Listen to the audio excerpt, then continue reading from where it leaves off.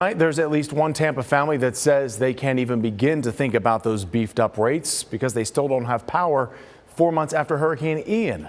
ABC Action News in-depth reporter Rochelle Aline walks us through the damage at their home.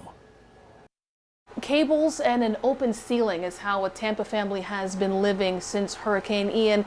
They reached out to ABC Action News to get some answers because they say their power has not been restored since that storm hit. And we reached out to FEMA and TECO to get answers. Under the glow of their Christmas tree and to the soundtrack of a generator is how the Paul family has lived in hurricane recovery limbo since Ian hit. This is one of the hardest challenges I have ever faced in my entire life. Melissa Paul tells ABC Action News they're living like this after a power surge during the storm fried their home's wiring. A report from Tampa Fire Rescue confirms the surge on September 28th and says it impacted multiple homes.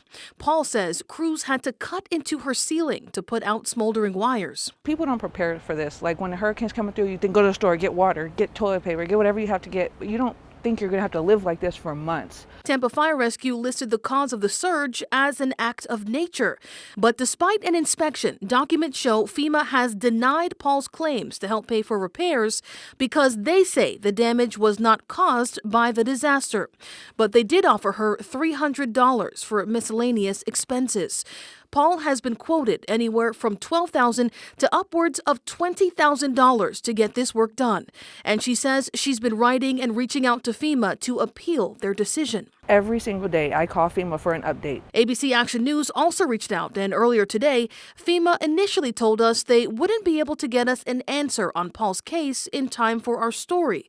But then, during our interview, FEMA sent a response saying that while they couldn't discuss specifics about Paul's case, they would contact her to set up a new inspection if it was warranted.